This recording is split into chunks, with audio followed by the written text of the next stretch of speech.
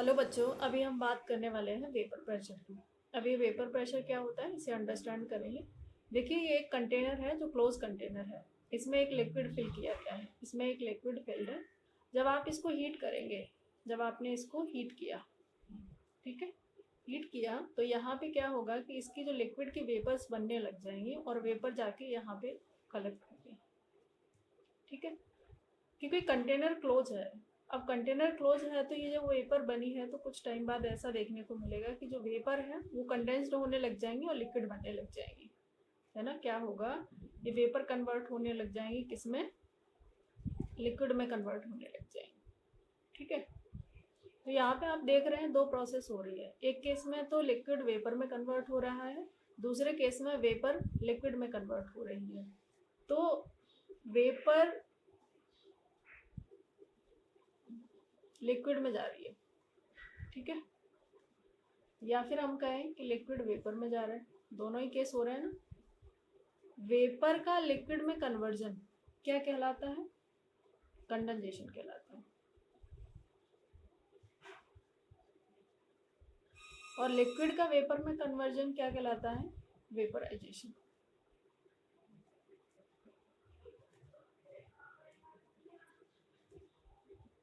एक ऐसी स्टेज आएगी जब लिक्विड का वेपर में कन्वर्जन और वेपर का लिक्विड में कन्वर्जन सेम स्पीड से हो रहा होगा, है ना। क्या हो रहा होगा कि जितना लिक्विड वेपर में कन्वर्ट हो रहा है उतना ही वेपर लिक्विड में कन्वर्ट हो रहा होगा। इसलिए पता ही नहीं चलेगा कि जो वेपर की कॉन्सेंट्रेशन है, मॉलिक्यूल्स के नंबर है वेपर में, वो बदलते हुए नहीं दिखेंगे, वो सेम रहेंगे। ऐसी स्टेज को हम बोलते हैं कि इक्विलिब्रियम स्टेज आ गई है ना। ऐसी स्टेज को आप क्या बोलोगे, इक्विलिब्रियम स्टेज कहोगे, है ना। तो यहाँ पे अगर ये सेम स्पीड से दोनों प्रोसेस हो रही है तो आप इसको बोलोगे कि यहाँ पे तो ये तो इक्विलिब्रियम आ गया, है ना, इक्विलिब्रियम।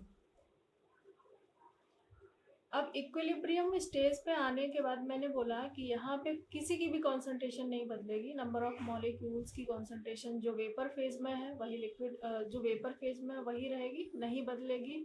और जो लिक्विड फेज में है वो भी सेम ही रहेगी, है ना। तो चलिए अब हम डेफिनेशन देख लेते हैं वेपर प्रेशर की।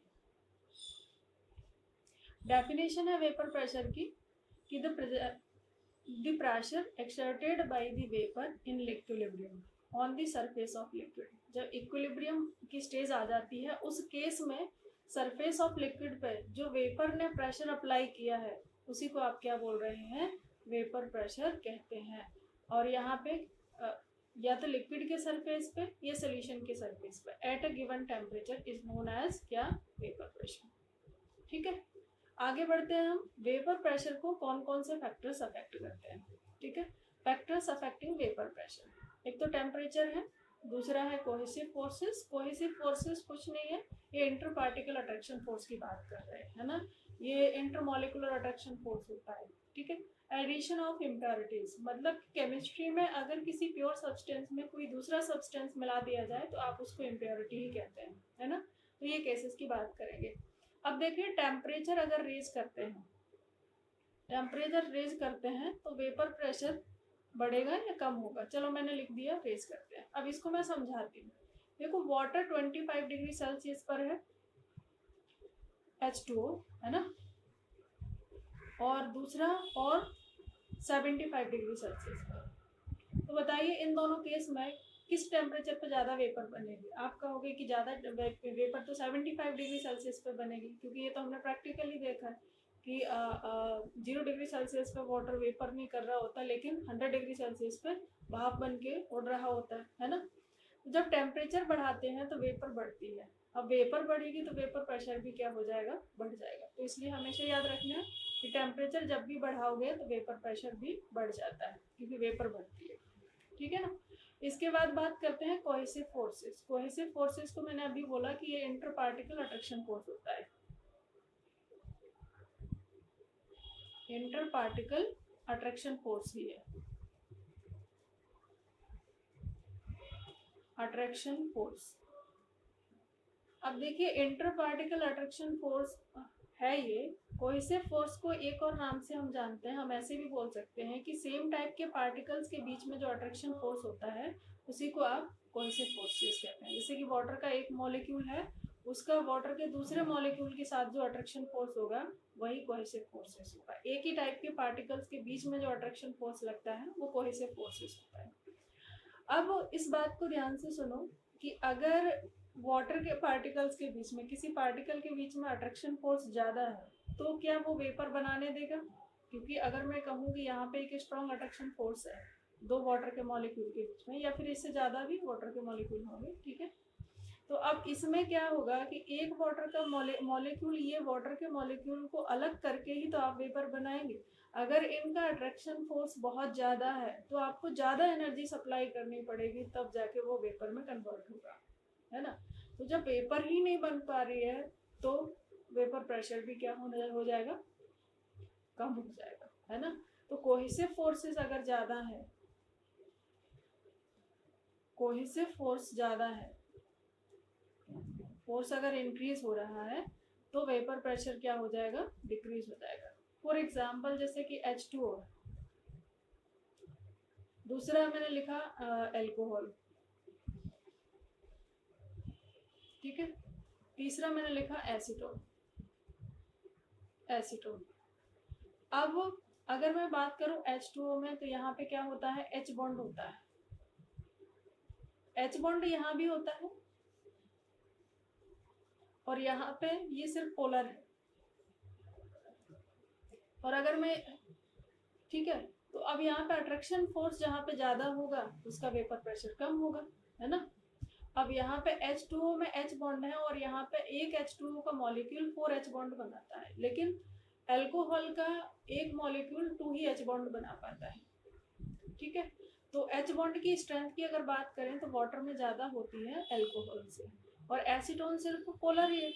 तो अगर इंटर पार्टिकल अट्रैक्शन फोर्स की बात करी जाए, एडिशन ऑफ इम्प्योरिटी को मैं अगले पेज पर एक्सप्लेन करने वाली हूँ। इंटर पार्टिकल अट्रैक्शन फोर्स की बात करी जाए तो सबसे ज़्यादा किस में होगा, H2O में होता है, फिर अल्कोहल में होगा, और फिर उसके बाद एसीटोन में होगा, है ना। तो अगर वेपर प्रेशर का ऑर्डर यहाँ पे आ गया तो वेपर प्रेशर का ऑर्डर क्या होगा, एसीटोन का सबसे ज़्यादा होगा, और फिर उसके बाद अल्कोहल का होगा,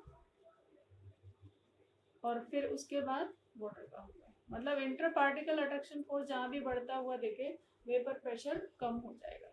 तीसरा पॉइंट है एडिशन ऑफ इम्प्योरिटी, इसको अगले पेज पर एक्सप्लेन कर लेते हैं। Addition of impurities, addition of impurities. अब किसी भी सब्सटेंस का प्योर फॉर्म में वेपर प्रेशर हमेशा ज़्यादा होता है देन इम्प्योर फॉर्म, है ना। तो हमेशा के लिए याद रख लो vapour pressure pure form always greater than impure.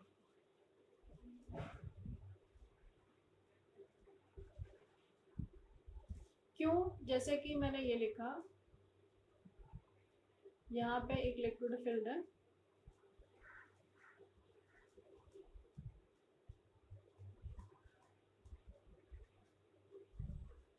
ठीक है, अभी ये क्या है, प्योर फॉर्म है। अगले केस में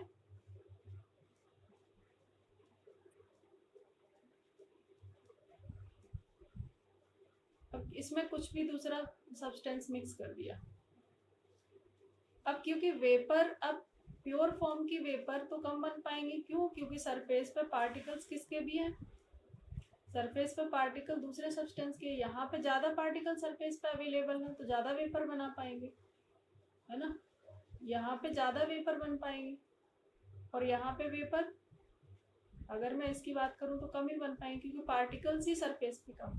तो हमेशा क्या होता है, प्योर फॉर्म का वेपर प्रेशर ज़्यादा होता है किससे, इम्प्योर फॉर्म से, ठीक है, किसी पर्टिकुलर सब्सटेंस का। अब जैसे मैं कहूँ पानी H2O में आप कुछ भी मिला दो, ओके, तो इसका H2O का वेपर प्रेशर कम हो जाएगा। इसमें आप चाहे सॉल्ट मिला दें या फिर आप इसमें मिथेनॉल मिला लें, है ना, लेकिन H2O का वेपर प्रेशर यहाँ पे कम होगा।